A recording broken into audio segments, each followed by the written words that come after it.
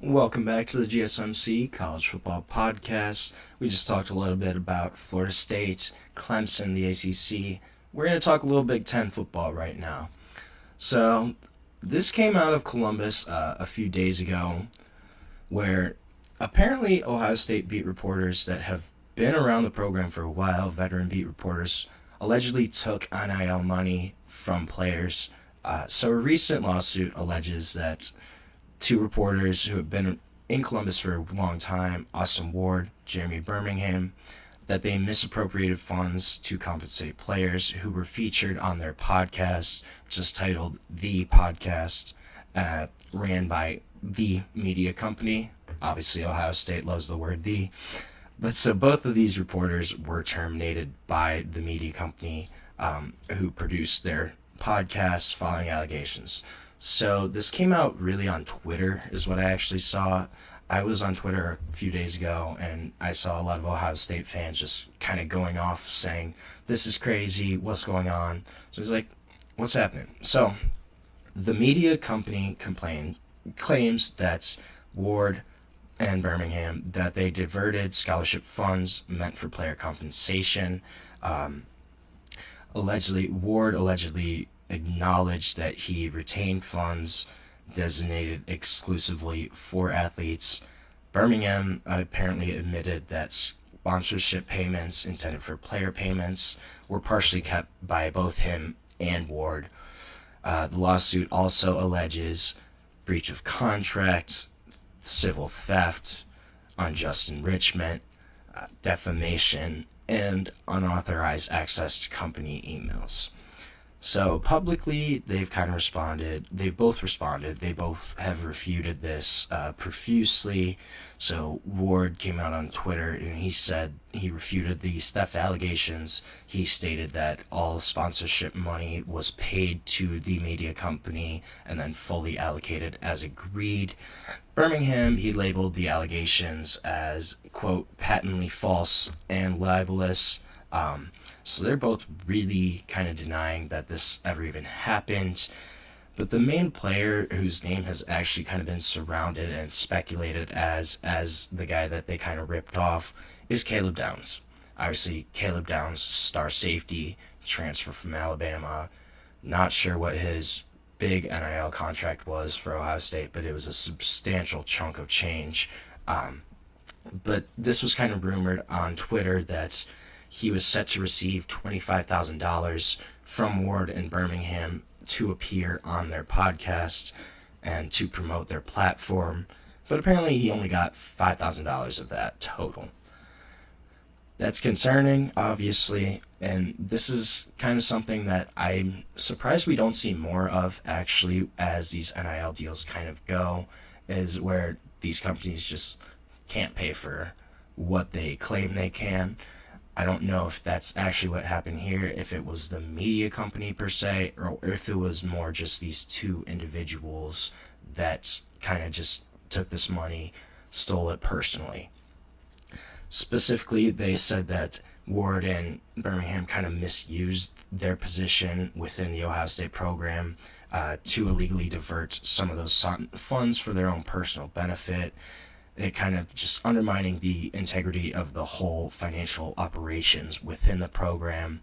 I read somewhere that they were kind of underneath the big NIL collective that's run at Ohio State that puts forth 80% of the NIL funds for these players. These two guys were kind of in that whole operation, in that whole scheme of things. So it's also kind of just brings up the question of what the actual structure and management of those NIL funds at Ohio State is looking like. It's kind of unclear. It might have been open to abuse. It potentially might be allowing individuals kind of in positions of power to take advantage of those roles, of those ambiguities. The lack of transparency, kind of lack of oversight, it's probably playing a role in enabling this alleged misconduct. It really kind of brings Ohio State into question of just what's going on when in terms of their NIL funds. Obviously, they paid a lot of money to both retain their own players and bring in a few key transfers this past season for the national championship run. So it might bring their program into question of just what's actually going on here. Are they kind of still going around NIL regulations? Not that there is a whole lot right now. Obviously, it's kind of ambiguous on what's going on with NIL. But it might be a big thing that maybe the NCAA actually kind of looks at and goes, hey, these two guys are supposedly a part of your big NIL collective, yet they took money for themselves. What's the actual oversight? What's the actual management structure kind of looking like at Ohio State for that collective? Obviously, that's a big-time collective, one of the biggest in the country, one of the biggest programs in the country, a school that has a lot of donors, has a lot of support nationwide especially. This is going to be interesting to look at. I wonder if they do actually kind of face scrutiny on how this kind of collective is managed, on what's going on with this, just the funds, and if there actually is any kind of oversight in that structure. I think there's probably going to be questions about the institution, about if they are able to actually prevent this misconduct in any kind of way, and just how these athletes' funds are actually protected. Do they direct deposit this money, this fund, into athletes' accounts? Is it more of there's a trust or some sort where they kind of handle all athlete NIL deals and the funds there? What's that actually look like? We don't really know. I think that's going to be something that the NCAA might actually look at. And just as a broader context, this kind of highlights just how there's not a whole lot of financial transparency in NIL deals, and how they're actually structured. These collectives, for the most part, they're not reporting actual numbers. They're just kind of giving their deals as they go, and you can tell who's being able to bring in transfers at a high level. Obviously, Ole Miss, Texas Tech, those programs, you can tell that they're paying a good chunk of change for their players, having some of the top portal classes in the country. But again, we don't really know where that money comes from, how it's managed, how it's allocated, how it's distributed. That's kind of something that's an issue across the country. So I think if we start seeing more kind of instances like this where you have beat reporters that are involved in NIL deals, you may have a board member. If stuff like that starts coming out to where this is happening more and more, and you start hearing guys skimming off the top, I think that's going to be something that we really are going to start to look at as having financial transparency in these actual deals. Kind of just the NIL structure is so complex. It's going to keep getting more complex as it grows, as it evolves. And there's going to need to be better oversight. Obviously, this is kind of one of the other topics that they were lobbying for today on Capitol Hill, is just better oversight. And how are you going to regulate kind of these financial transactions to ensure fair play, to prevent exploitation?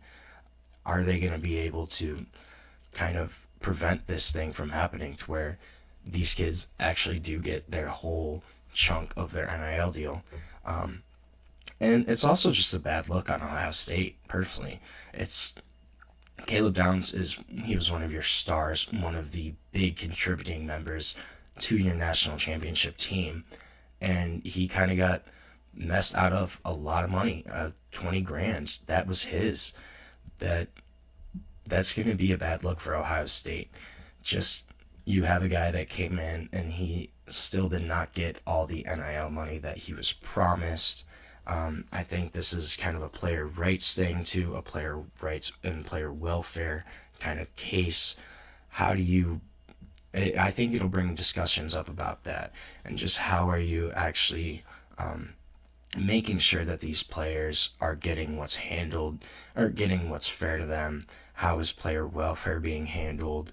And obviously these guys are treated as commodities. They're not treated really as students. They're not treated as athletes. They are looked at in terms of dollar signs, in terms of commodities, in terms of how, it's almost a transaction of sorts. And so where do you bring back the human in that? Where do you tell these guys, hey, we get you and we understand? I think that's going to be a topic here that we are going to keep looking at, keep talking about, is just how do we protect these players and make sure that they get what's actually owed to them. So we're going to take our last break of the show. When we come back, we are going to talk a little bit about Tennessee, Georgia Tech, what's going on there. Big announcement for those two programs. But first, we're going to take a short break, and we'll be back on the GSMC College Football Podcast.